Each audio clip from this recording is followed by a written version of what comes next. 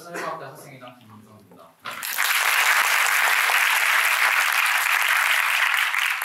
탄핵 찬반으로 쪼개져 거칠어진 갈등과 분열의 한국 정치를 마주한 지금 사회과학대 학생회는 교육국장 이기람과 저 그리고 집행위원회와 함께 서울대학교 학부 재학생 300명 그리고 정치인연사와의 비판적인 토론회 공론장을 만들고자 합니다. 헌법재판소의 탄핵 선고를 앞두고 윤석열 대통령은 체포 51일 만에 풀려났습니다.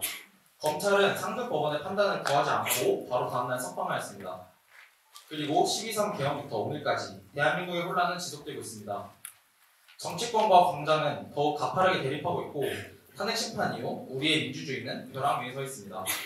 이때 우리는 여야 유력 정치인을 모시고 한국 정치의 미래를 묻는 시간을 가집니다. 그리고 오늘은 그 첫 번째 시간입니다.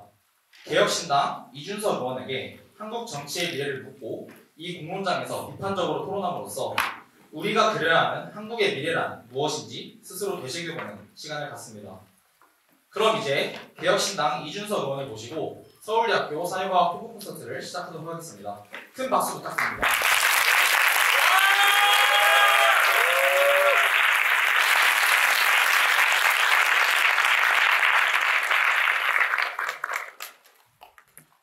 예, 제가 서울대 거의 한 1년에 한두 번씩은 오게 되는데 지난번에 왔을 때도 제가 약간 처음에 놀리는 멘트로 시작했었는데 그 사이에 상황이 더 급변해가지고 이번에 잘못 말하면 진짜 놀리는 게 될 것 같습니다.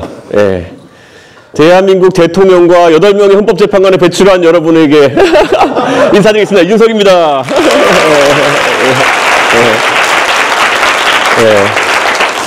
제가 항상 올 때마다 얘기하죠.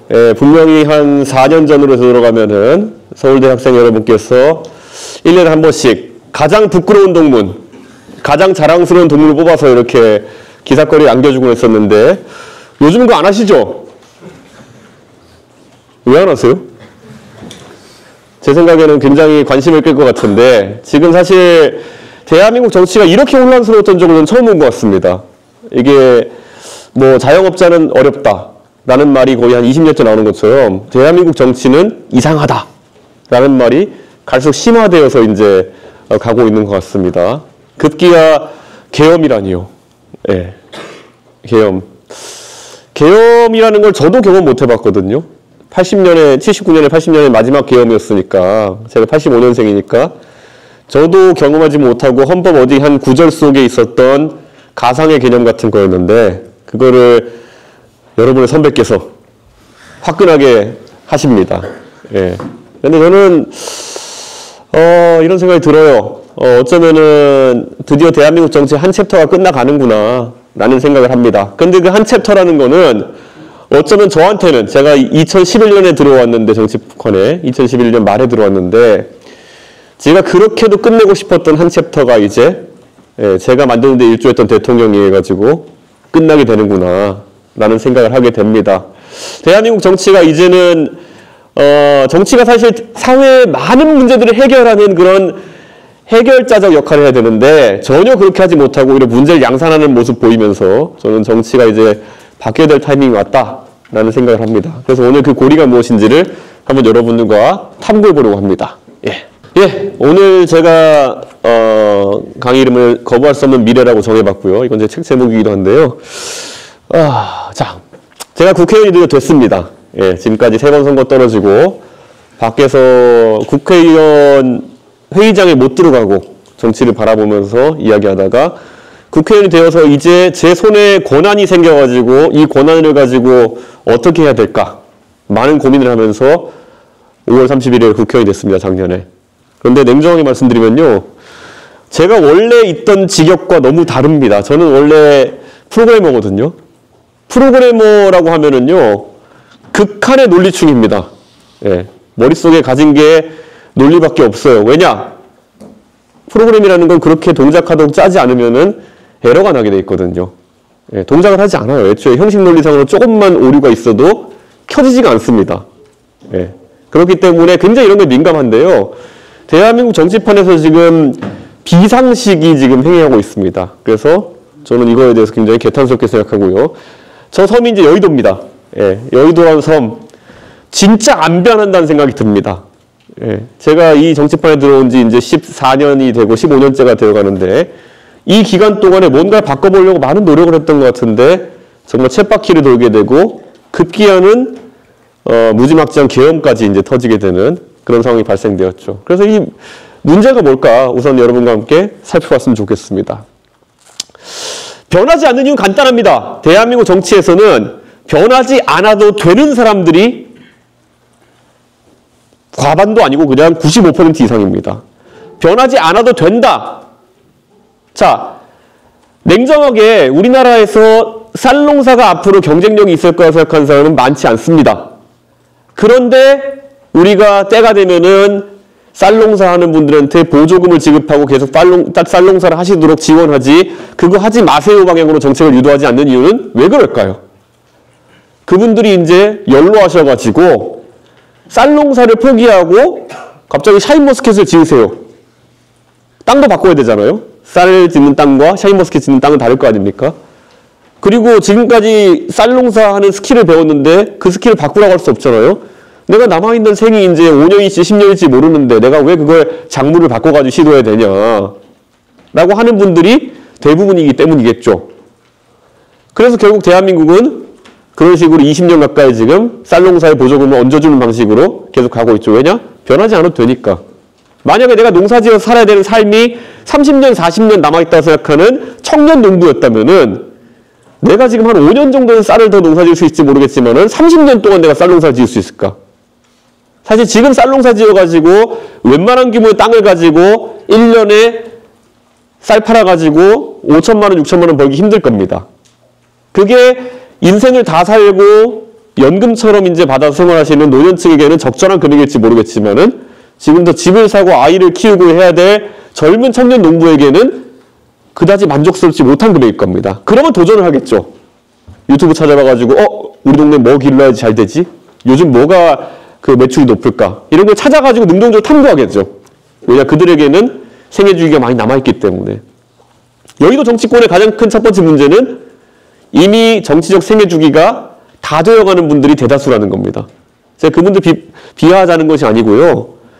대한민국의 정치권에 평균적으로 저는 보수정당을 잘 아니까 보수정당 기준으로 진입하는 연령대가 한 57 정도 됩니다.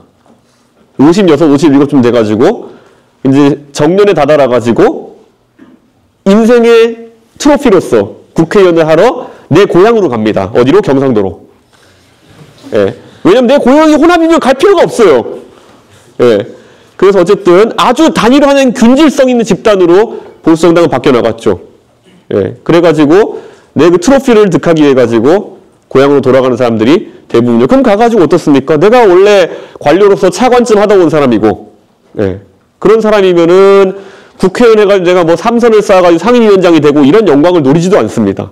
그냥 한 번, 잘하면 2번 정도 국회의원 하고 은퇴하면은 동네 가면 내가 최고의 지역 유지. 이런 삶을 목표로 하게 되는 것이죠. 자, 그러면은 방금 전에 제가 말씀드린 그분들의 삶의 목표에 최적화하는 길이 뭘까요? 한 번 정도, 2번 정도 공천 받는 길. 절대 모나지 마라. 네. 옛날에 노무현 대통령께서 대선 출마 선언하면서 그런 얘기 하셨어요. 노무현 대통령 어릴 때 어머니가 알려주신 가훈이 뭐였냐? 절대 유별나게 살지 마라. 모난돌이 정맞는다. 그 말을 들으면 살아왔던 본인은 그게 너무 마음에 안 들어가지고 반항적인 삶을 살아왔다는 것이 노무현 대통령의 자조적인 이야기였죠. 그게 아마 표준적인 그 당시 삶이었을 겁니다. 근데 지금 대한민국의 정치인들이 바뀌지 않으려고 하는 이유는 뭐냐면은 우선 바뀌어가지고 투자해서 얻을 기대 수익이 없어요. 예. 이게 요구 수익률이라는 게 거의 없는 사람들이에요, 그냥. 왜냐? 앞으로 내가 어차피 4년, 5년 정도 정치 들여만하고 다 하고 그만둘 텐데. 예를 들어 내가 국회의원이라 쳐보세요. 그럼 내가 한 번 하면 이미 내 정치적으로 투자할 건 다 한 거고요. 왜냐? 당선된 순간 4년 동안 임기가 보장되잖아요. 2번 할 거면 한 4년 정도 노력해야 됩니다. 그건 선택인 거예요. 그러면 새로운 것을 시도할 수 없는, 하면 안 되는 사람들의 집합체가 여의도 국회인 겁니다. 그리고 대부분의 경우에 일하는 것보다 일하지 않는 것이 유리한 경우가 더 많습니다. 열심히 하려다가 망가지는 국회의원이 훨씬 많습니다. 대표적으로 후쿠시마 오염수 사태가 터졌어요.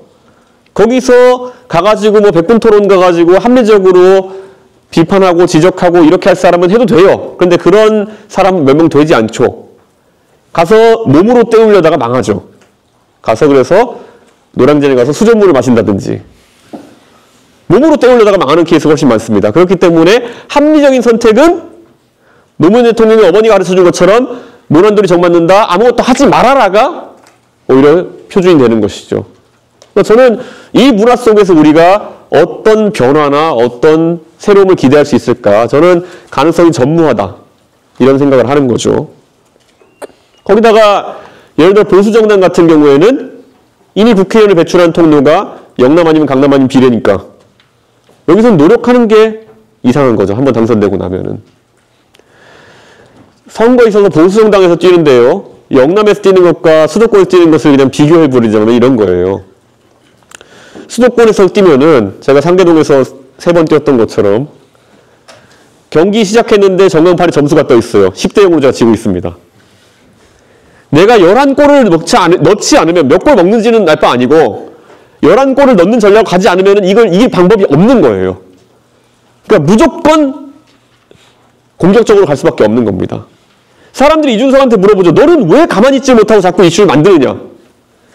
가만히 내가 10골 차로 지고 있는데 침대 축구하면 내가 미친 사람이죠. 네. 10골 차로 지고 있는데 침대 축구하면 시간을 끌어요? 그런 전략이 어디 있습니까?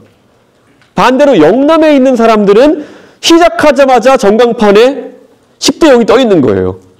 네. 그러면 뭐합니까? 침대 축구가 합리적이죠. 10점 차로 이기는데 거기 가가지고 열심히 뛰어다니면은 우리 이상한 사람이죠.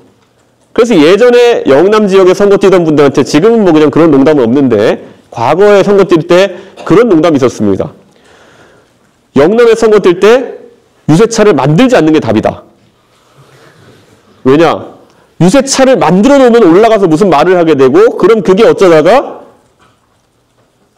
분위기 타고 이상한 말 하다가 영상을 찍혀가지고 전국 단위로 영상이 돌아가지고 공천 취소당하면은 그게 유일한 망할 수 있는 시나리오다.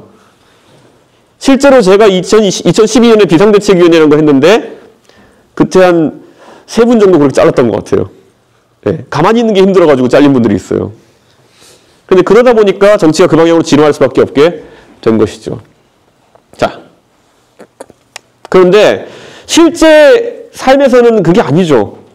나의 그냥 국회를 한 번 더 한다 정도가 아니라 나의 자기개발과 사회 발전을 위해 가지고는 어떤 방식을 택해야 되느냐. 이게 시어도어 루스펠트가 했던 말인데 보면은 자, 결정을 내릴 때는 옳은 것을 하는 게 최선이요.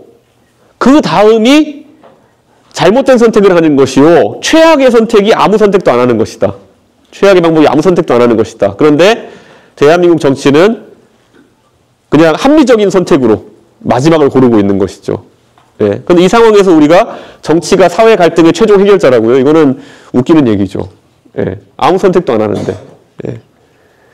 지성과 반지성의 대립이 격화되고 있습니다. 지금 대한민국에서 그 정치권이 최고 컨트롤 타워로서 기능하려면은 최소한 평균보다는 똑똑해야죠. 그 정도보다 안 되죠, 사실 보면은. 평균보다 똑똑한 것보다는 거의 지성으로서는 상위 10% 안에 들어가는 사람들이 그 판을 구성하고 있어야겠죠. 그래야 어느 정도 결정자로서의 권위가 설 테니까요.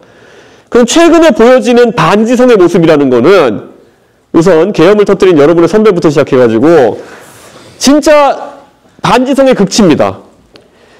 전 세계의 부정선거를 믿는 정신나간 지도자는 굉장히 많습니다. 그런데 자기가 선거를 이기고 나서 믿는 거는 여러분의 선배가 유일합니다. 이건 놀라운 거예요. 트럼프도 부정선거를 믿었죠. 자기 졌을 때. 그런데 이기고 나니까 입술 씻잖아요. 그게 정상입니다. 그래도. 그런데 여러분의 선배만 나는 더 크게 이길 수 있었는데 작게 이겼으니까 부정선거야라는 희대 이론을 개발합니다. 어디서부터 문제인지 모르겠지만은 그래서 저는 부정선거를 믿는 사람들을 보면서 항상 생각했던 게 형식 논리라도 맞았으면 좋겠다. 예, 제가 아까 프로그래머 컴돌이라 가지고 형식 논리가 안 맞으면 제 머리가 오류 나버린다고 얘기하는데 형식 논리라도 맞았으면 좋겠다. 당신은 선거 이겼는데 왜 부정선거를 주장하냐? 그럼 당신은 부정선거로 당선됐다는 거냐? 이렇게 질문하게 되거든요. 당신은 그러면은 당신이 선관위 사무총장을 임명했는데 왜 당신은 그걸 뒤져보지 않은 것이냐? 답을 못 하잖아요. 예. 왜냐, 애초에 반지성에 시작되었기 때문에 그렇다고 볼 수밖에 없는 거죠. 그 다음에 일관성의 문제입니다. 우리가 진영 논리에 따라서 왔다 갔다 내로남불 이런 얘기를 하는데요. 정치권의 일관성이라는 게 적어도 뭐 사람이 살다 보면 10년 정도에 한 번씩은 마음이 변할 수도 있어요. 뭐 예전에 뭐 NL을 하다가 나중에 가가지고 갑자기 전향해가 뉴라이트하고 이런 사람도 있을 수 있어요. 10년에 한 번 정도는. 근데 대한민국의 가장 큰 문제는 2달 정도의 시간을 못 버티고 A랑 A-를 동시에 얘기한다는 겁니다. 가장 대표적으로 최근에 유명한 명태균 사건 같은 거 보십시오. 이 얘기하면 왠지 기자님들이 여기 계시니까 이걸로 헤드를 해볼 것 같긴 한데 예. 제발 그런 불상사가 없길 바라며 명태균 사건을 보면 처음에 이걸 시작하면서 윤석열 대통령한테 문제 삼을 때 뭐라고 했습니까? 당신이 어떻게 무상으로 여론조사를 받아볼 수 있냐? 그럼 뇌물 아니냐? 정치자금법 위반 아니냐가 첫 번째 공격 포인트였어요. 그러니까 윤석열 대통령에게 제기했던 거는 당신 공짜로 받았으니까 문제 아니야 이겁니다. 근데 오늘도 기사하는 건 뭐냐면 오세훈 시장 관련해가지고 기사하는 거는 당신이 돈을 줬으니까 문제가 아니냐 라고 지금 문제가 나오고 있어요. 그럼 여기서 우리가 그냥 궁금한 건 뭐냐면은 여론조사를 시켰냐 안 시켰냐 별개로 누군가 했다 그러면 돈을 줘야 되는 것이냐 말아야 되는 것이냐. 놀랍게도 둘 다 지금 민주당이 주장하고 있는 것인데 그러니까 저는 이런 것들을 보면서 굉장히 헷갈린 점이 있어요. 물론 이제 돈을 뭐 합법적으로 줘야 된다, 불법적으로 줘야 된다, 또 안에 가면 세부 내용이 있겠지만은 큰 틀에서는 뭐가 그럼 맞는 거냐, 선거에서. 예. 그런데 이런 것들에 대해 가지고 그냥 진영 논리에 따라서 확 가고 있는 거죠. 예. 저한테 민주당이 공격합니다. 너는 명태균 같은 사람을 그런 이상한 사람을 왜 알고 지냈냐? 만약 이재명 대표 앞에 계셨으면 그럼 귀하께서 알고 계신 수많은 이상한 사람 어떡하라고요? 예. 그렇게 물어보겠지만은 거기까지 생각이 닿지 않고 먼저 입 밖으로 나가는 건 어떡하겠습니까? 그러니까 저는 이런 걸 보면서 그냥 정치권의 지금 형식 논리 그리고 일관성 이 두 가지가 사라진 속에서는 정치권은 지성의 장이 되기 어려운 상황이다. 이렇게 말씀드리는 거죠. 그래서 저는 이거에 대해서 좀 변화가 있어야 된다. 근데 저는 왜 이런 걸 지나치지 않을까요? 이준석도 그냥 조용히 좀 살아도 되는데. 예. 이준석도 사실 보수 진영에서 성골이 되려면 성골이 될 수 있었고, 예. 성골이라고 하면은 거의 노타치 상태로, 예. 그냥 가만히 앉아가 추대받으면서 올라갈 수 있었을 텐데 왜 당대표가 되고 나서도 이런저런 능동적인 변화를 추구했던 것일까에 대해 가지고 얘기해보자면요. 저는 솔직히 정치 평생 하고 싶지 않았어요. 예. 정치라는 것이 사실 누군가는 저한테 나중에 나이가 들어가지고 원숙기가 되면은 뭐 60대 가지고 뭐 나중에 대통령하고 그러기 위해서 지금부터 일정 펼쳐라 그러는데 내가 왜요? 내가 왜 나이 60, 70대서까지 여의도에서 이렇게 예? 속된 말로 연봉 1억 4천 고정으로 살면서 그냥 살아야겠냐는 거죠. 돈이 적다 부족하다 이런 문제가 아니라요.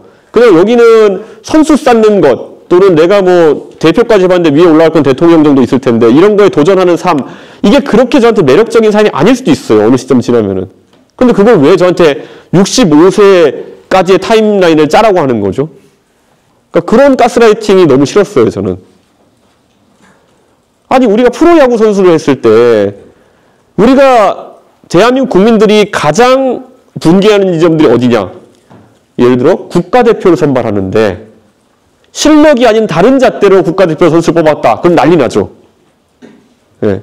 카르텔이 있어가지고 특정 학교 출신들끼리 쟤는 못 올라오게 하죠. 이랬다 그러면은 굉장히 싫어하죠, 우리가. 그래서 막 국민들이 공부를 하죠. 마찬가지로 정치에 있어서도 우리가 그런 것들이 계속 연공서열이라든지 아니면은 희한한 이론 더 배워야 돼. 근데 뭘 배워야 될지 가르쳐 주진 않아요. 막 종편 평론하는 사람들이 나와가지고 저한테 막 얘기해요. 이준석인 정치를 더 배워야 됩니다. 당대표한 사람한테. 예.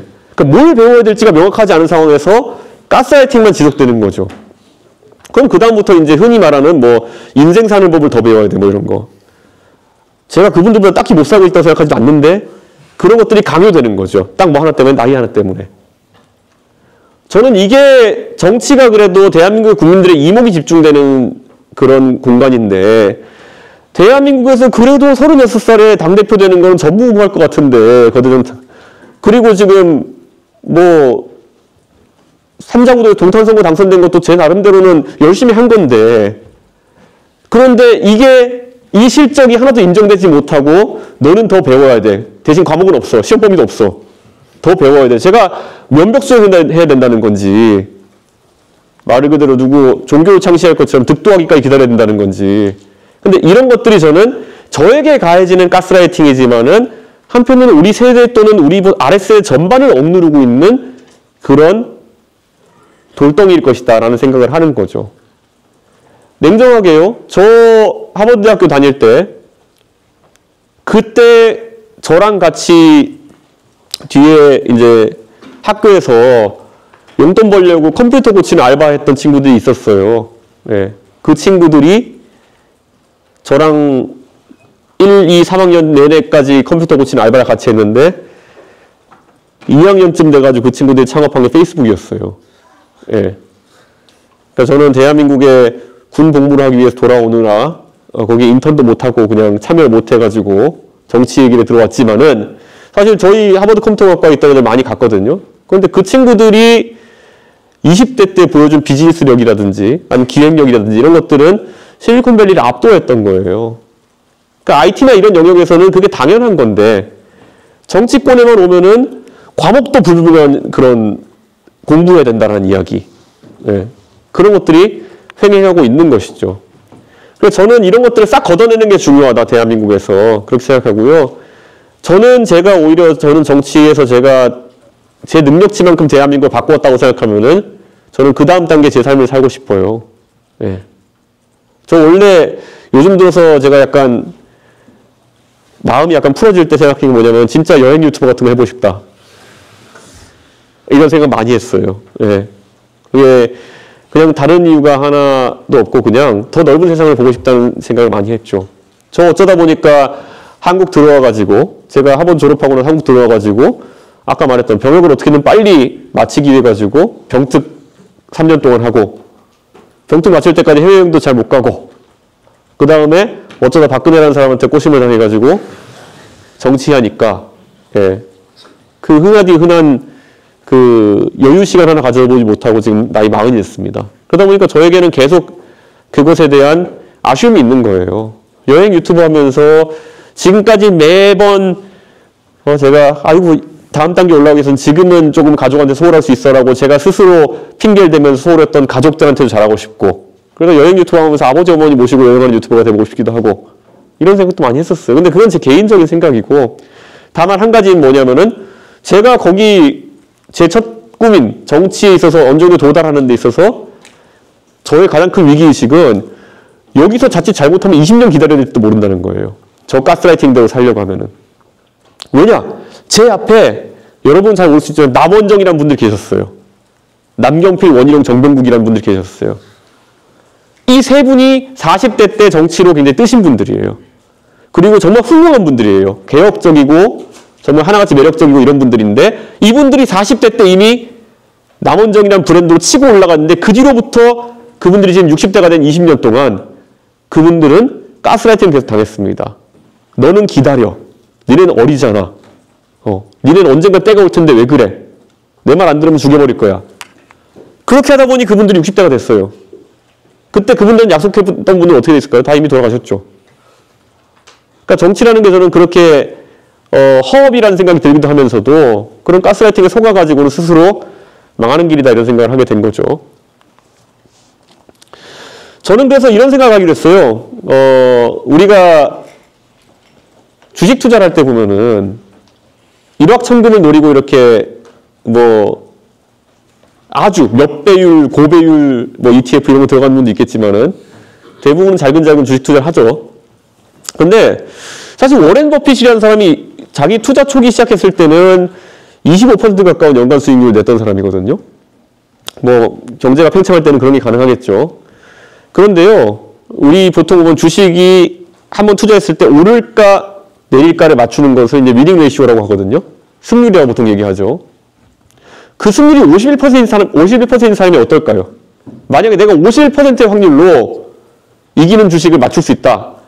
그러면 1년만 투자하면 워렌 버핏입니다. 그게 왜 그렇겠습니까? 당연히 승수 효과가 있기 때문에 쫙쫙쫙쫙 이제 올라가겠죠. 근데 저는 이렇게 생각했어요. 아까 제가 말했듯이 아무 선택도 안 하는 사람은 정말 앞으로 가지도 않고 뒤로 가지도 않는 사람이고 다만 감가상각돼가지고 사라질 뿐이다. 그러면 저에게 놓여진 옵션 중에 하나 뭐냐면은 우선 첫째, 다른 사람보다 한 1, 2% 정도만 더 해안을 가지면 된다. 그 위닝 레이시오가 승률이 51, 52% 정도만 되기를 바라면 된다. 그리고 더 많은 도전을 해라. 반복 시행을 하다 보면은 결국 승수 효과 때문에 워렌 버핏보다 더 좋은 투자 수익률을 가질 것이다. 라는 생각을 하게 됐던 거죠. 아까 여기 와보니까 저기에 거시경제학 책, 정운창 교수님 책이 있던데요. 저도 1학년 때, 대학교 때 경제학 개론 수업 들었던 기억이 나는데, 예, 우린 맹큐한테 배웠죠. 예, 근데 그 맹큐의 경제학에 보면은 원래 보통 책 한 권 딱 공부하고 나면 한두 가지 기억나잖아요. 보험에 대한 게 너무 기억났어요, 저는. 여러분, 보험이 어떻게 돈을 벌죠? 서울대에서는 보험이 뭐로 돈 번다고 가르치나요? 보험은 여러분의 위험 회피성을 가지고 돈을 버는 거죠.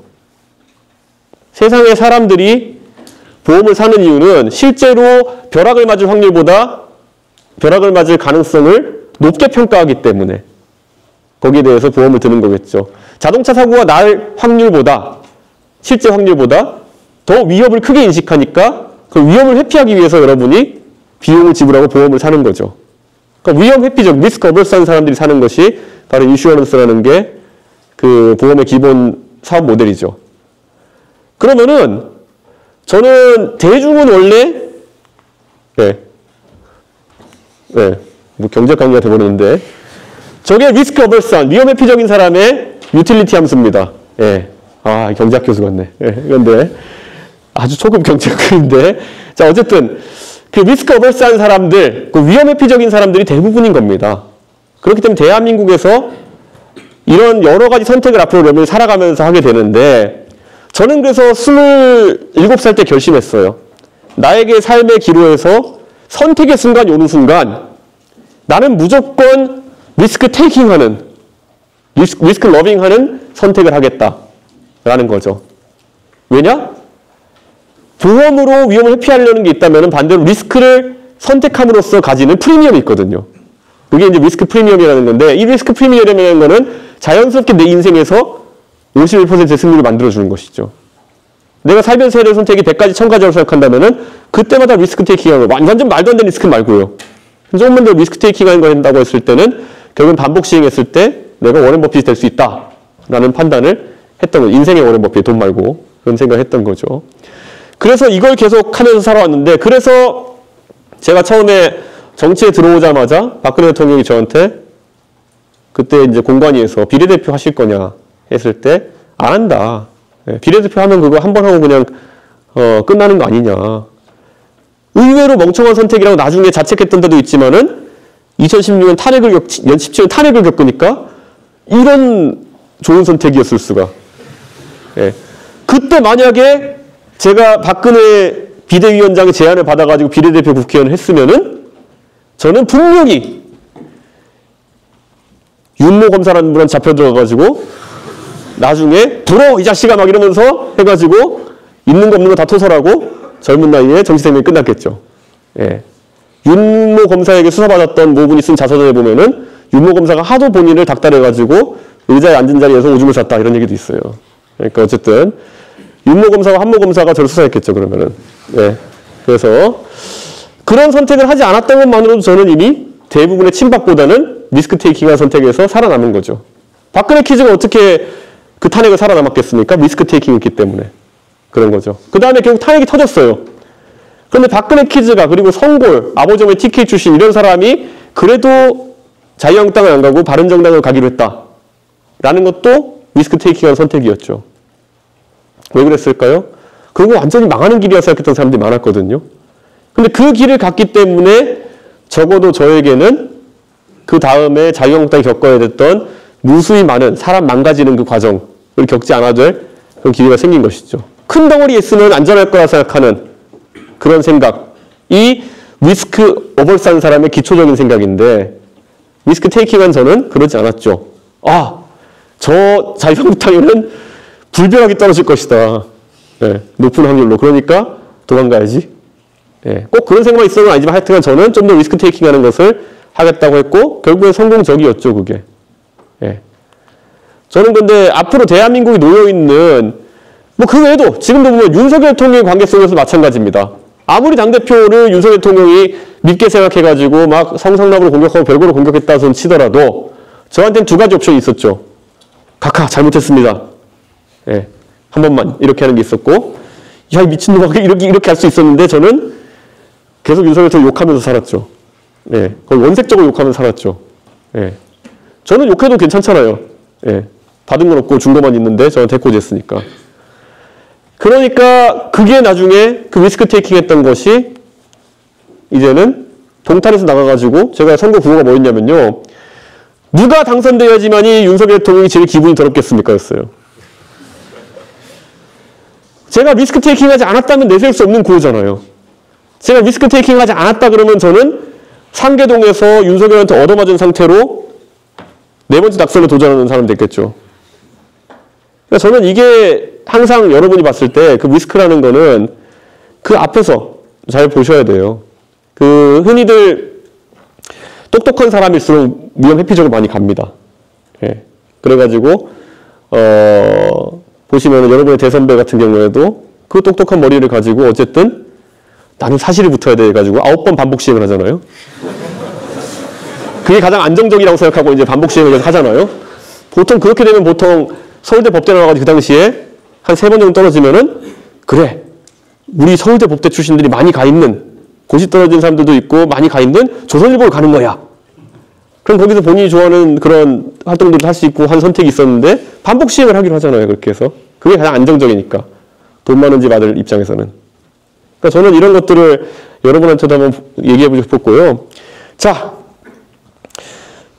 그래서 태생적으로 정치하는 사람 변하지 않고 리스크를 테이킹하지 않으려고 하는 것인데 이게 대한민국 정치에 있어서는 앞으로 잠재적인 그런 구조적인 마이너스가 계속 될 거라는 생각을 하는 겁니다. 대표적으로 보십시오. 자, 한미동맹이라는 거를 보면 보수에서는 이걸 신주단지처럼 생각해요. 한미동맹에 대해서 거의 이거 예스가 노가로 물어봐요. 한미동맹을 지지하느냐 아니냐 이렇게 얘기해요. 근데 요즘 민주당에서도 지지한다 당연히 얘기하죠. 그러니까 특장점이 사라지는데 그러다 보니까 한미동맹에 대해서 어떤 새로운 관점을 들고 나오기보다는 냉동적 한미관계 같은 거를 이제 들고 나오기 시작해요. 그러다 보니까 보세요. 요즘 보면 탄핵 집회 같은 데 가보면은 갑자기 막 스탑 더 스틸 이런 거 혼자 난리 났잖아요. 미국에서 아무 신경 안 쓰는데. 그러니까 그런 식으로 이제 발달해 나가는 거죠. 그러니까 한미동맹에 대해 가지고 우리 버전을 강화시키기 위해 가지고 거의 뭐 극단적인 버전을 가져가는 건데 냉정하게 동맹이라는 거는 상호적인 관계예요. 리시프로컬한 관계라고 보통 얘기하죠. 그 상호적인 관계인데 이 관계 속에서 미국은 변했어요, 이미. 미국은 자국 우선주의라는 틀을 가져가기 시작하는 거죠. 근데 그래서 한미 FTA까지 재검토하겠다는 얘기를 해요. 근데 그 과정에서 그 상대방이 되는 우리는 변하는 걸 거부하고 있어요. 특히 한미동맹을 신단처럼 여기는 보수 진영일수록. 네. 저는 이게 얼마나 게으르고 얼마나 대한민국에게 구조적인 마이너스를 가져다 줄 것이냐. 적인님이 우리한테 냉정하게 대하겠다고 하는데 우리는 거의 스토킹하고 있어요, 그냥. 예. 이런 상황이 지속되면은 당연히 불평등한 외교관계가 생길 수밖에 없는 것이죠. 그래서 저는 보수 진영에서 여기에 대해 가지고 대전환을 해야 될 것이다. 라는 그런 인식을 가지고 있는 거죠. 근데 이런 말을 꺼내면 어떻게 했냐? 너 종북이지. 네.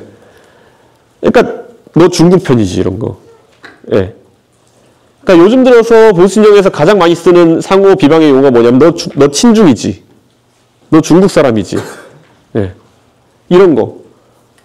그러니까 머리를 쓰기가 싫은 거예요. 왜냐면 머리 쓰면은 아까 말했던 논리관계를 구축해가는 게 너무 힘드니까 그냥 너 중국이지로 그냥 다 메꿔버리는 거죠. 근데 이런 식으로 해가지고 대한민국 정치가 문제를 해결할 수 있겠느냐는 거죠. 자. 굉장히 논쟁적인 주제인데 제가 이런 것들을 건드렸던 이유는 뭐냐면요. 대한민국의 아주 복잡한 현상들을 단어 하나로 풀어내려고 사람들이 하다가 굉장히 문제를 꼬아버린 것들이 많아요. 지금 저는 예를 들어 이런 거예요. 이건 지금 동덕여대 사진인데 제가 얼마 전에 갔었는데 동덕여대 졸업식 할 때 사진인데 학교의 방침이 실제로 뭐 논의되었던 것도 아닌 것 같은데 학교의 방침에 불만이 있어가지고 자기 학교에다가 락커치를 해가지고 자기 졸업식에 사진 찍은 곳이 없어진 이런 모순적인 상황이거든요. 그래서 졸업식 사진을 찍는데 각이 안 나와가지고 지금 해내는 분들이 많았어요, 전날. 그럼 제가 이 얘기를 왜 하냐면요. 대한민국의 문제들을 복잡한 문제들이 하나로 치환해가지고 이것 때문이야라고 하는 사람들이 늘어나기 시작합니다, 이제. 아까 말했듯이 조금만 자기 마음에 안 들면 친중이라고 몰아버리기. 예. 그 다음에 지금 대한민국 사회에서 여성이 겪는 어려움이 있다고 한다면은 그건 네가 여성이라서 그래 라는 말로 치환해버리고 우리가 너의 곁에 있어줄게 라는 말로 이제 다가선 사람들이 있었는데 그 사람이 지금 이제 많은 문제를 저렇게 덮어버렸죠. 저는 그런데 이런 것들이 정치 구호화되면서 이제는 극복하기 어려운 단계까지 이제 갈라지게 된 것이죠. 저는 이런 것들에 대해서 손을 대야 된다 생각했겠죠. 그렇다고 제가 뭐 가가지고 페미니즘 때려잡자 이렇게 얘기는 안 하거든요. 저는 문답식으로 많이 물어보죠. 예. 예를 들어 주장을 하면 저는 토론장에 가서 많이 물어보죠. 제가 예전에 저는요 솔직히 저 페미니즘 같은 거 공부해 본 적도 없고요. 예. 지금도 공부 안 해요. 그걸 공부할 이유가 전 없죠, 제가. 저는 그냥 컴퓨터 공학도로서의 기초적인 논리를 가지고 항상 물어봐요. 제가 나가는 토론 보면은 이준석은 왜 저렇게 토론을 하냐 이렇게 하는 분들이 있는데 저는 논리 이상의 새로운 지식을 요구하는 얘기를 잘 안 합니다. 대충도 이런 거죠. 보통 가면 흔히 나온 주장들이 이런 거 있습니다. 여성이 같은 일을 하고도 적은 임금을 받고 있습니다. 이렇게 얘기해요. 그렇게 얘기하면 정말 같은 일인가요? 라고 우선 첫 번째 물어보죠. 만약에 정말 같은 일인데 여성이 적은 임금을 받고 있는 일이 있다면은 그건 실제로 시정되어야 될 차별이죠. 예. 그래가지고 그 사례를 하나만 들어주시겠습니까? 라고 들어가 보면은 그 다음에 대화가 끊기죠. 그 다음에 너 혐오 이렇게 나옵니다. 보통 대한민국 사회의 많은 논쟁의 문답은 3번 정도를 넘기지 못합니다. 제가 그렇게 한번 물어보죠. 어떤 직장이 그런 일이 있나요? 혹시 여러분 생각나는 직장이 있나요? 실제로 그게 발생하면 굉장히 어려운 확률입니다. 실제로 업무의 특성이 다른 경우가 대부분이겠죠. 다른 일일 경우 가능성이 굉장히 높죠. 진짜 같은 일인데 만약에 여성이 저임금으로 고용되고 있는 게 현상적으로 사실이라고 한다면은 그거는 비즈니스맨한테 엄청난 기회죠. 여성을 전부 고용하면 이익이 난다는 거니까요. 올 여성 고용을 통해서 이익을 낼 수 있는 기회라는 것이고 그 아비트라지 기회라는 거는 금방 사라지게 돼 있습니다. 아비트라지라는 건 그런 거예요. 같은 일을 하는데 여성이 적은 임금을 받고 있는 게 사실이라고 하면은 그 아비트라지를 먹기 위해 가지고 모든 사업가들이 달려들게 돼 있는 거죠. 근데 그게 발생하지 않는 경우는 실제 아비트라지가 없기 때문이겠죠. 그러니까 저는 이런 걸 보면서 그냥 간단한 논리적 문답으로 얘기하는 것이지 그래 그럼 한번 통계를 들여다볼까 이렇게 그렇게 논쟁 가봐야 어차피 감정 싸움만 나기 때문에 그 정도 짚고 넘어가는 거거든요. 그럼 저는 이런 것들을 한번 풀어나가보고 싶은 생각이 있어서 이런 문제들을 건드리는 거죠. 그래서 이거 하면 항상 그 3가지 문답을 넘지 못하고 너 여성 혐오 이렇게 나오기 때문에 제가 답답하긴 한데 그래도 계속 해나가고 있는 거죠. 처음에 이준석이 이거 들고 나왔을 때는 뭐 여성 혐오부터 여성이 많이 나왔지만 요즘은 그렇게 나오지 않거든요. 왜냐? 이준석이 실제 여성 혐오 정책이나 아니면 여성 혐오 발언을 했던 이력이 남아있지 않기 때문에 제가 그냥 또 반문하거든요. 이준석이 여성 혐오 발언이나 정책을 낸 사례 하나만 들어달라. 이게 지금 진보 진영의 최대 과제입니다. 이준석을 공격하려면 빨리 그 사례를 찾아야 되는데 12년, 14년 동안 활동한 이준석이 한 말 중에 그걸 찾기가 너무 힘들어요, 지금.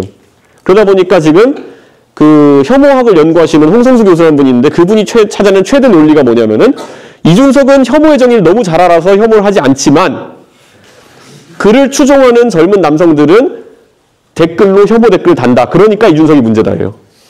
예. 이분이 승론에 대해서 교수하고 계신가 그런데 이 논리를 어떻게 교수하시는지 모르겠어요. 제가 이렇게 도발해도 답을 못 하시죠. 예. 자, PC주의 같은 거 한번 보자는 거죠.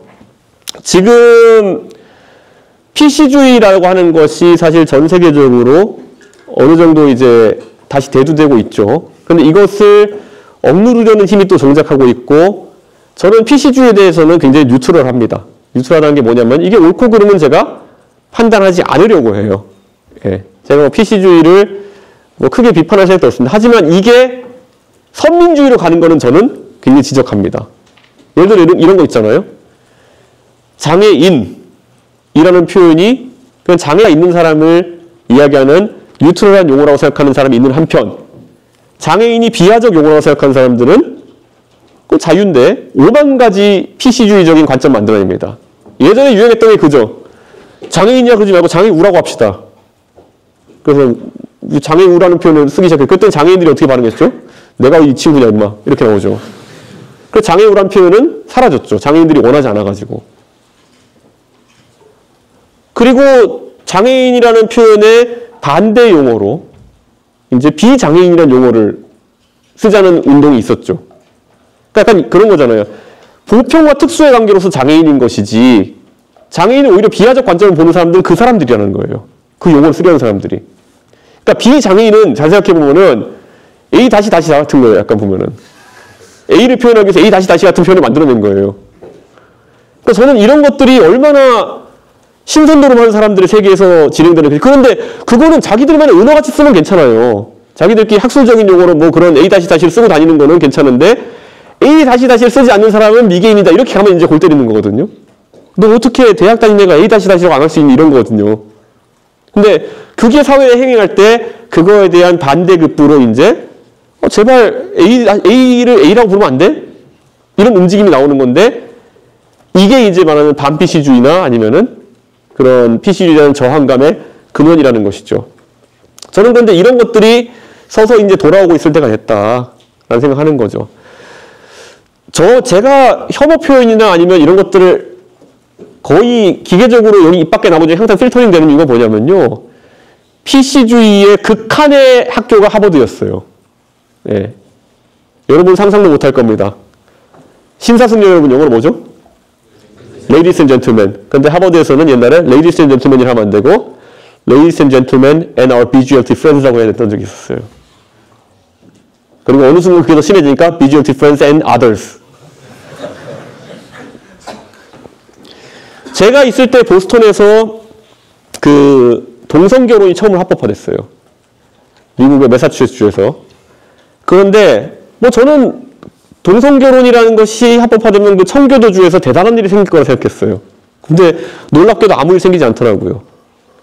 그리고 거기서 보면은 그렇게 된 이유는 뭐냐면은 BGLT 운동을 하시는 분들이 굉장히 그냥 커뮤니티 녹아들기 위해 가지고 자연스럽게 활동을 많이 해왔어요. 그래서 저도 기억나는 게 미국에서 퀴어 퍼레이드를 한다. 그러면 그건 뭐냐면은 우리 학교 기숙사 앞에 그 무지개색 옷 입은 분들이 와가지고 레모네이드 같은 한 잔 주면서 우리 얘기 좀 잠깐 우리 팜플렛 좀 보고 가면 안 돼? 이런 거 하는 거예요. 그랬으니까 그냥 뭐 BGLT 사람들 나는 다르지 않나라는 생각으로 사람들이 그렇게 거부감 없이 그 법이 통과됐던 거죠.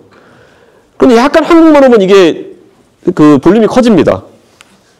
그러니까 우리가 한국에서 퀴어 퍼레이드로 만약에 구글이나 네이버에서 이제 검색해 보게 되면은 한국에서 벌어지는 퀴어 퍼레이드 버전은 좀 약간 원색적인 게 가끔 있습니다. 그래가지고 막 그분들은 자유를 강조하고 싶겠죠. 그러니까 내가 동성애자로서 내가 가질 수 있는 자유를 표방해야 되는데 거기서 그것과는 약간 결이 달라 보이는 내가 엉덩이를 드러낼 수 있는 자유 뭐 이런 걸 약간 드러내시면서 내 권리다. 근데 그거는 이성애자도 가진 권리예요. 그러니까 그거는 퀴어 퍼레이드의 주제라기보다는 그냥 내 사람으로서 가진 권리인데 사람들이 좀 안 좋게 볼 뿐이지. 근데 그거를 약간 혼재해서 약간 그래서 대한민국에 그게 약간 첫 단추가 애매하게 끼어져서 약간 그런 게 있는데 원래 퀴어 퍼레이드 같은 건 굉장히 평화적이고 그냥 같이 보고 지나가고 친구랑 같이 얘기하고 예, 그런 경우도 있었어요. 그리고 하버드에서 교수님들도 보면 가끔가다 제가 오히려 거기서 문화 충격을 많이 받았던 게 나이 지긋한 한국학 교수님인데 가끔가다 자기 남자친구 얘기하시고 예, 남자 교수님인데 근데 굉장히 권위자시고 저 존경하는 교수님이고 그래서 그렇게 녹아드는 게 BGLT 운동가 저는 생각했었는데 한국에 오면은 뭔가 약간 비주얼적으로나 이런 쪽으로 요란해지는 경향성이 좀 있다. 저는 그런 것도 좀 저는 지적해보고 싶었어요. 왜냐 제 경험이랑 좀 다른 부분이니까. 근데 이런 걸 하는 게 이제 사실 지금까지 대한민국에선 금기시 되어 있었죠. 예. BGLT 정도면은 뭐 말하면 안 되는 거 정치인이. 그리고 가장 대표적인 게 노인무임차 같은 것도 한번 보시죠. 노인무임차 사실 이거 지적했다가 엄청나게 말이 많았는데요. 근데 저는 여기서 또다시 컴퓨터공학도로서의 기계적인 논리 오류를 본 거예요. 예를 들어 대한민국의 복지라고 하는 것은 지방에 사는 사람이든 수도권에 사는 사람이든 보편적으로 주어지는 것이 좀 낫다고 보는데, 이런 형태의 복지는, 교통복지 같은 경우에는 지금 대한민국의 노인무임차 제도는 수도권 전철 또는 지방 지하철 주변에 사는 노인들에게만 혜택이 집중되어 있습니다. 예. 광역시나 특별시에 사는 6대 도시에 사는 사람들에게만 이런 혜택이 집중되어 있죠.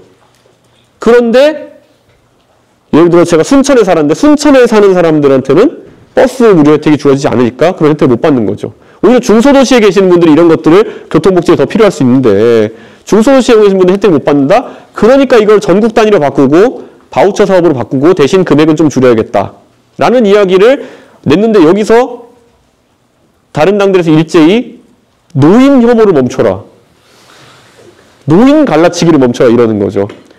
이제 이쯤 되니까 대한민국에 이제 무언가 하려고 할 때 거기에 반동으로 들고 나오는 언어의 표준어가 혐오 갈라치기라는 거죠. 청년 정책이라는 걸 저는 그렇게 안 좋아하거든요. 대한민국 청년 정책이 따로 존재할 수 없다 생각하고 그런 거 할 때마다 망한다 생각해요. 예를 들어 일자리 정책이라는 거는 경제가 잘 되면은 청년 일자리도 늘고 노인 일자리도 느는 거지, 청년 일자리만 만들겠습니다 그러면 어떻게 된다? 문재인 정부 시절처럼 공무원 많이 만들기 이렇게 되는 거예요. 그러니까 저는 청년 일자리 이런 거 딱히 그렇게 좋아하지 않는데, 말 그대로 그런 거예요. 그럼 청년 일자리 하면 청년 갈라치기냐, 그렇게 비판하는 건 똑같은 거거든요. 그럼 노인무임차에 대한 얘기하면은 꼭 이런 방향으로 가게 되는 게 안타까운 거죠. 그러다 보니까 어떻게 됩니까? 이제 노인무임차 얘기하면 안 되겠다.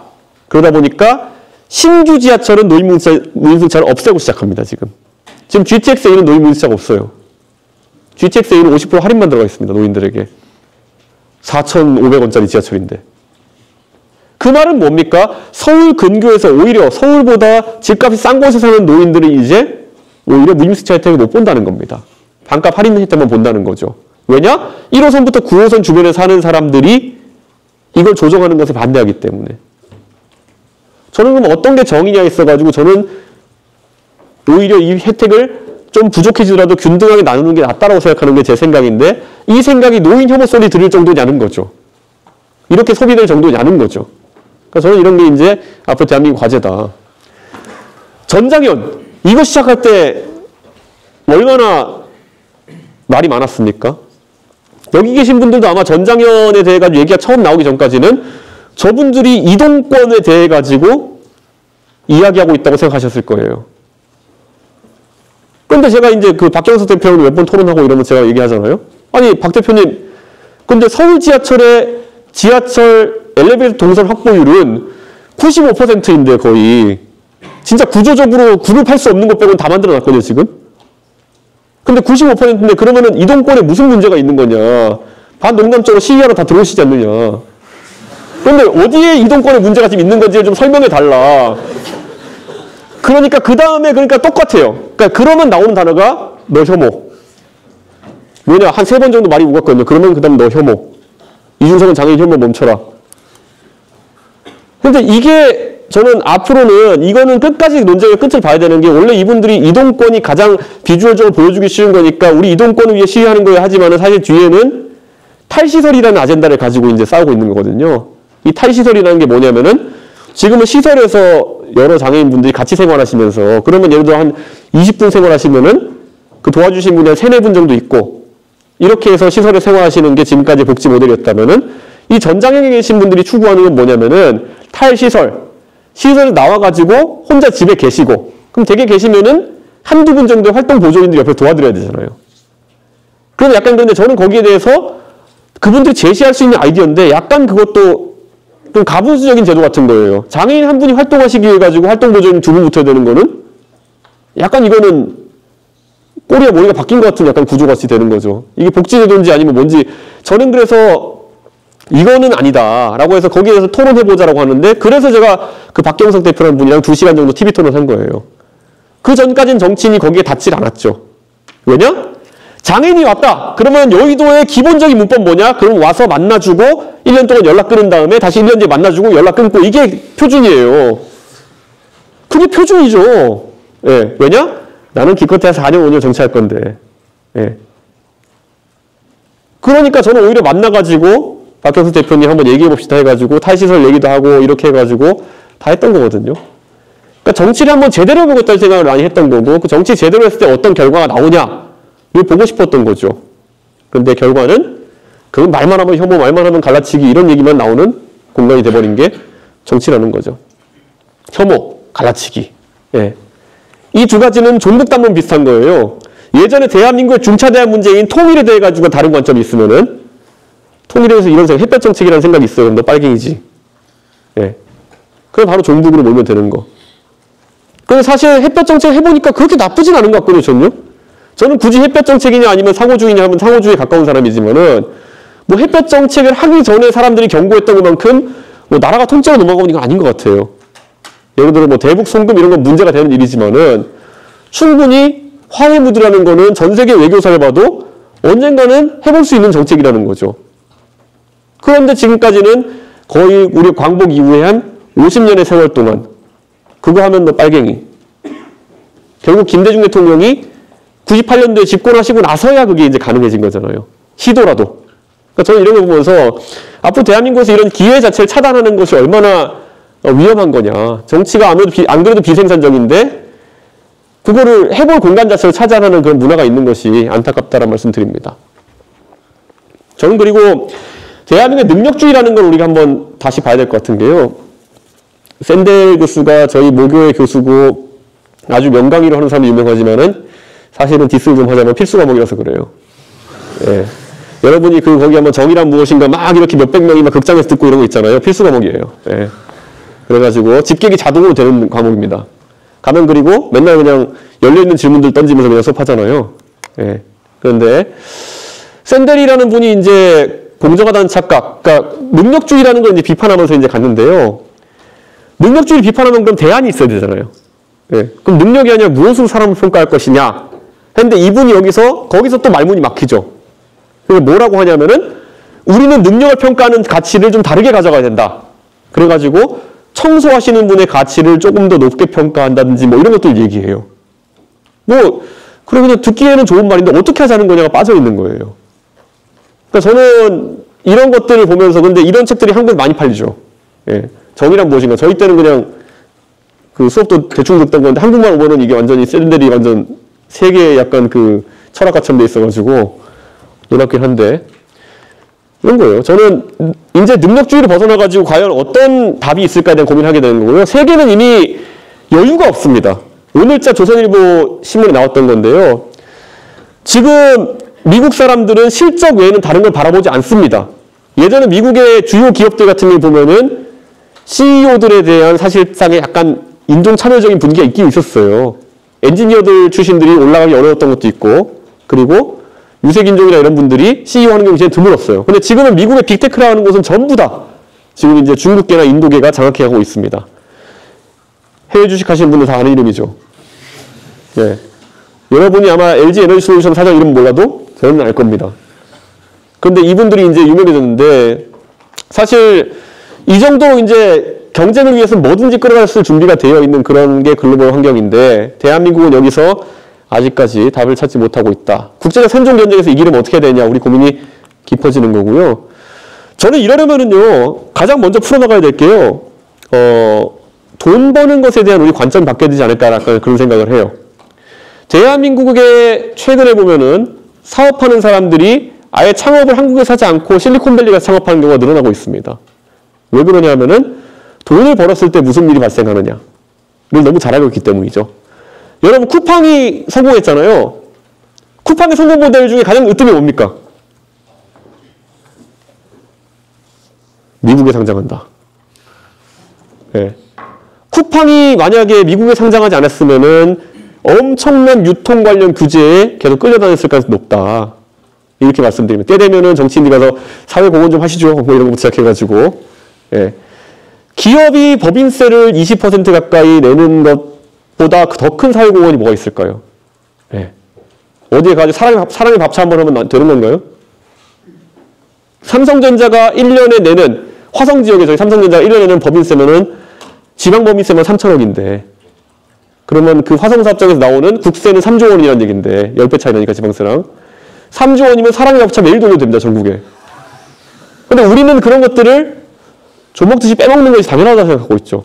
예, 정치인들이 가가지고 사람의 밥차 좀 하시죠. 어디 우리 뭐 콘서트 한번 열어주시죠. 이런 것들. 세금보다 더 짜증나는 그런 어떤 것들을 요구하는 경우가 있죠. 그리고 애국하시라 뭐 이런 거. 예. 투자계획 발표해라 뭐 이런 거. 근데 그런 것들을 벗어난, 쿠팡은 애초에 알았던 거죠. 한국에 사업하려고 그러면은 그런 거 벗어나야 된다. 배달의 민족을 하자마자 왜 독일 기업 팔았을까요? 엄청나게 민주당이 조질 거 알았으니까. 을지로위원회, 을을 지킨다 이래가지고 와가지고 배달의 민족이 외국 기업이 아니었으면 이미 계속 수수료 낮춰 이거 하고 있을 겁니다. 배달의 민족이 잘했다는 건 아닙니다. 그런데 그와 별개로 그 영향에서 벗어나겠다는 것은 자연스러운 본능이겠죠. 그러니까 저는 애초에 기업의 이익 자체가 귀속되지 않는 그런 나라가 되어버려 가는 거죠. 그런데 우리가 열심히 일하는 이유는 우리가 가진 게 남는 게 있어야지 열심히 일하는 거 아니겠습니까? 그 본능적인 욕구를 제하고 국가를 운영해서 망한 케이스들이 다 계획경제 공산주의 나라들 아닙니까? 그래서 지금 이제 그런 측면에서 우리가 이런 부분을 좀 강화하는 것이 사실 다른 경제정책보다 훨씬 중요한 지점이다. 저는 그런 생각합니다. 이번에도 보면은 모 대선주자가 보면은 일명 젠비디아라는 걸 하면서 엔비디아 같은 걸 어떻게 만들지는 계획이 없으신데 하여튼간 뭐든 만들어지면 30%를 가져가겠다라는 얘기를 하시잖아요. 근데 그거 보고 만들려다가도 안 만들겠습니다. 예. 그게 말이 좋아가지고 뭐 30% 지분 투자라고 30% 지분에 든 대가를 가져간다는 거지. 아니 그거 할 능력이 있으면 벤처 캐피탈리스트라지 왜 그거를 대통령 하겠다 나섭니까? 워렌 버핏보다 잘하는 건데 그거는. 그러니까 저는 그런 측면에서 좀 너무 정치권이 이런 돈 버는 문제를 너무 가볍게 생각하고 간과하고 있는 것이 아닌가라는 생각을 좀 해봅니다.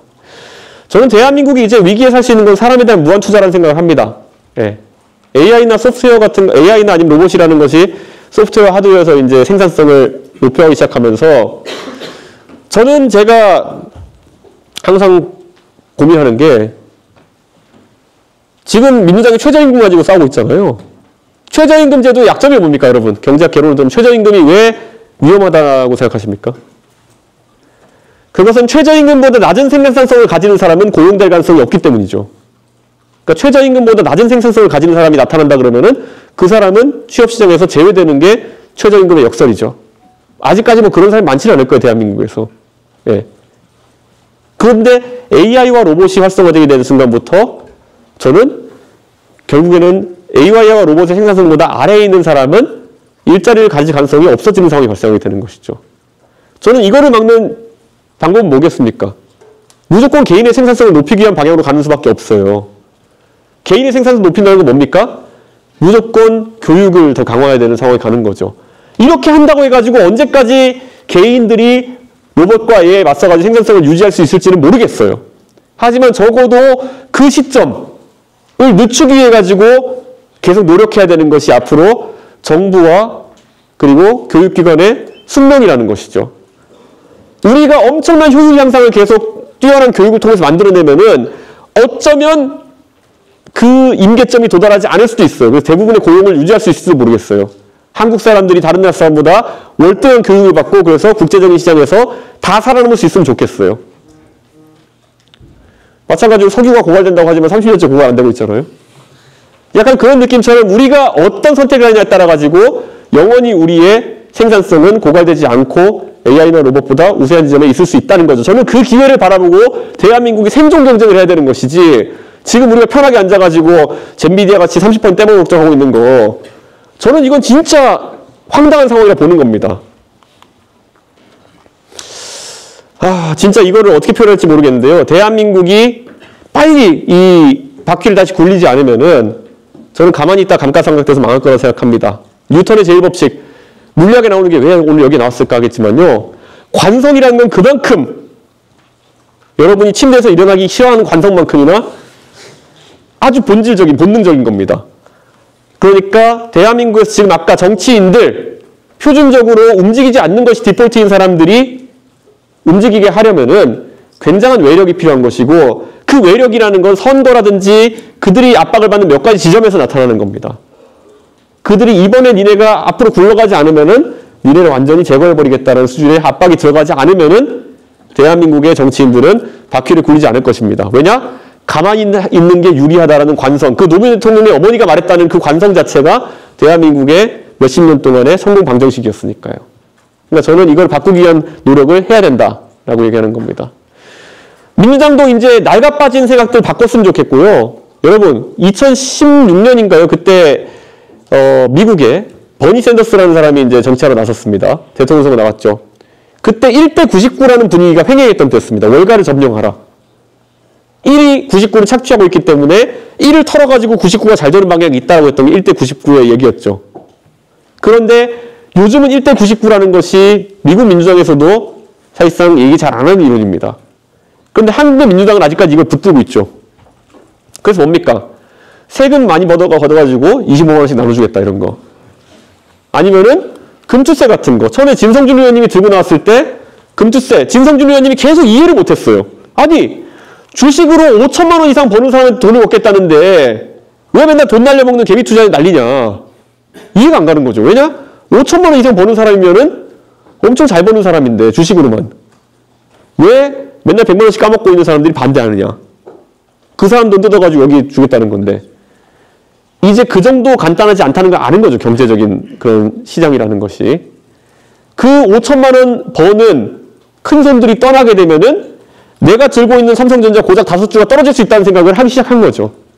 그렇기 때문에 가진 자를 터는 것이 나한테 꼭 유리하지 않다라는 것을 본능적으로 알게 된 것이죠. 그럼 이 상황에서 경제전략도 좀 바뀌어야 되는 것인데 아직까지도 이것을 답습하고 있으니까 저는 경제정책이 앞으로 나가지 못하는 게 아닌가라는 생각을 하는 거죠. 마찬가지로 저는 여의도에서 좀 어설프게 논리적으로 성립이 안 되는 것들 들고 가지 않았으면 좋겠다라는 생각인데 여러분 지금 반도체에 관해 가지고 삼성전자가 메모리 반도체에서 뒤처지기 시작했다는 거는 놀라운 일입니다. 삼성전자는 30년 가까이 메모리 반도체에서 기술적인 면에서 뒤처진 적이 없어요. 그럼 최근에 HBM이나 이런 분야에서 SK 하이닉스에 뒤처지기 시작하고 그런 것들이 대두되면 삼성의 위기가 얘기나오고 있어요. 그러면은 여기서 냉정하게 우리가 정상적으로 시장에 대해 이해하고 있다면요. 이거에 대해 정치인들이 해결하겠다고 할 때 문제를 먼저 인식했는데 문제가 뭐라고 보십니까? 삼성의 문제가? 저는 첫째이자 99%가 경영진의 잘못된 경영적 판단이라 생각해요. 그게 정상적인 전 판단이라 생각합니다. 왜냐? HBM이라는 기술에 대해 가지고 적절한 시기에 투자할 것을 하지 못했고 시장을 오판해가지고 하이닉스한테 리딩 그런 포지션을 뺏긴 거니까요. 그런데 그렇게 지적을 하고 그건 네가 알아서 해결해 삼성 이렇게 가야 되는 부분인데 정치권에서 일제히 나오는 얘기가 뭐냐면은 삼성은 잘할 수 있는데 52시간 규제 때문에 연구원들이 잠을 더 자가지고 삼성이 뒤처졌다. 이 논리거든요. 근데 저는 이걸 듣는 순간 본능적으로 저는 머리에서 필터링이 돼요. 그러니까 뭔 헛소리야 이렇게 되거든요. 근데 여의도에 가면은 저 빼고 299명이 저 얘기하고 있어요. 예. 흡사 52시간 규제를 없애면 삼성이 다시 기술적으로 발전할 것처럼. 전혀 인과관계가 없는 사안인데. 왜냐? 같은 52시간 규제를 받는 SK 하이닉스는 왜 저 분야에서 리딩 컴퍼니가 되고 있을까요? 그러니까 우리가 이런 것들을 보면 그냥 형식 논리상으로도 그냥 다 풀어볼 수 있는 거거든요. 물론 52시간 풀어줘가지고 조금 더 노동력을 저렴하게 사용할 수 있다고 한다면 조금이란 좋아지겠죠. 그런데 그게 메이저 팩터가 아니라는 것 정도는 알 수 있어야 되는 거죠. 그럼 정치인들이 왜 그것만 앵무새처럼 얘기하느냐? 기초적으로 그 논리적으로 판단할 생각을 하지 않고 두 번째로는 누가 써준 논리를 얘기하고 있는 거죠. 누가 써줬을까요? 삼성이 써줬겠죠. 이게 어떻게 대한민국의 정치권이 사회에 존경받는 세력으로서 국가의 주요 의사결정을 한다고 말할 수 있을까요? 저는 그래서 오늘 이걸 얘기한 이유가 뭐냐면은 이재용 부회장이 메모리 사업부 자만에 빠져서 AI 대처 못해라고 얘기한 것이 약간 본인이 회장인데 왜 저런 소리 하지? 약간 그런 생각이 들긴 하지만은 그래도 삼성의 실책을 인정했다는 건 좀 굉장히 크다는 생각을 한 거예요. 이재용 회장이 저 말씀하시고 나가지고 삼성전자 주식이 5% 올랐죠. 네, 다시 좀 미끄러지긴 했지만은. 왜 그럴까요? 아, 삼성이 적어도 52시간 같은 거를 붙들고 남 탓하고 있지 않구나. 적어도 옛날에 이건희 회장의 아들이 이건희 회장이 나중에 가서 품질 경영 얘기하면서 핸드폰 불태우고 이런 걸 다시 생각해냈나? 이런 생각을 하게 된 거죠. 저는 오늘 아주 의미 있는 그런 입장 표명이었다. 저는 그런 생각을 합니다. 잘할지는 앞으로 지켜봐야겠죠. 그런데 이런 것들이 정치권에서 잘 판단할 수 있어야 되는데 대한민국 정치권에 이런 것들 판단 잘 안 합니다. 여의도에 가보면요. AI 그러면서 맨날 나오는 게 뭐 GPU 사주세요 이렇게 얘기 안 해요. 예. GPU를 왜 사줘야 되나요? 국가에서? 예. 국가가 GPU를 공동구매하면 싸게 살 수 있나요? 그러니까 이런 것들이 혼돈되는 거예요. 예.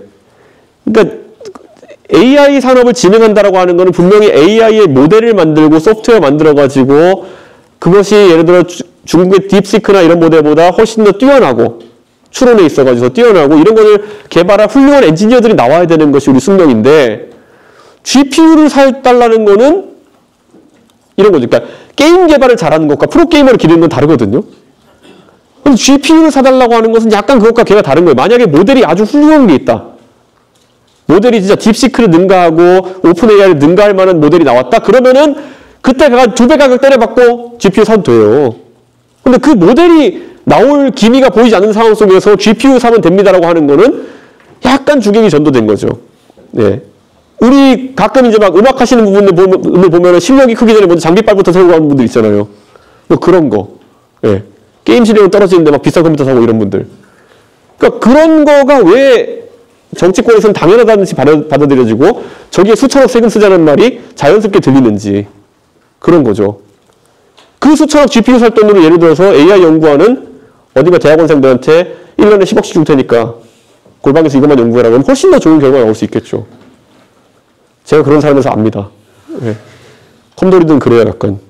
그런 거에서 왜 이런 판단을 할까 고민하는 거죠. 제가 그래서 젠비디아 논란을 얘기하는 게 뭐냐면요. 한탕주의 때문에 그렇습니다. 한탕주의는 왜 비롯되느냐? 아까 말했듯이 정치인들이 자신의 타임프레임을 짧게 보기 때문이에요. 한 4, 5년 정도의 시간이 나의 정치할 시간이라고 생각하기 때문에 계속 한탕주의로 가는 겁니다. 그리고 결과에 책임을 지지 않는 한탕주의인 겁니다.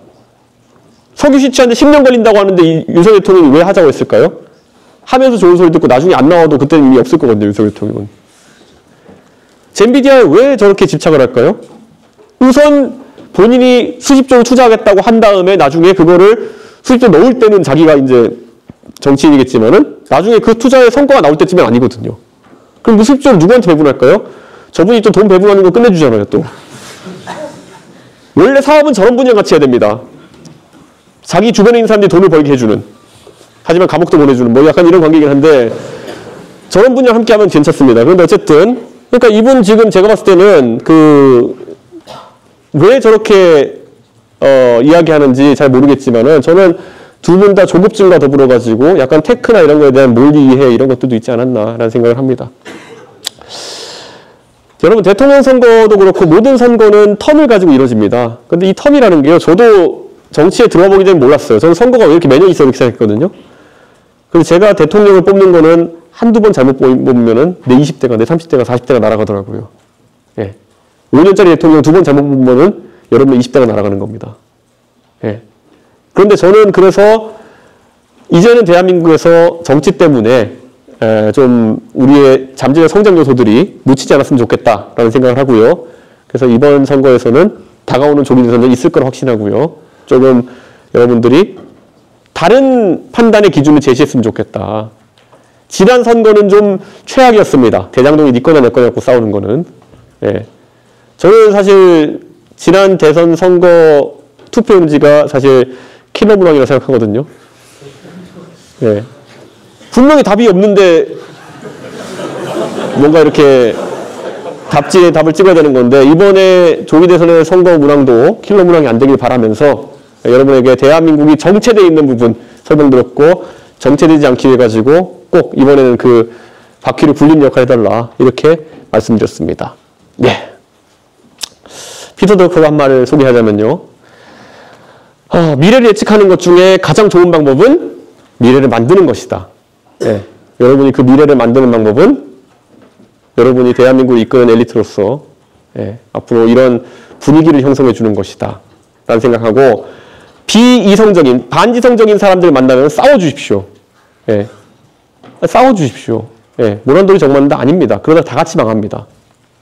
정치권이 같이 침몰하는 걸 보시잖아요. 그런데 그게 꼭 싸우라는 것이요. 멱살 잡으라는 것도 아니고요. 한 논리적인 반문을 해주십시오.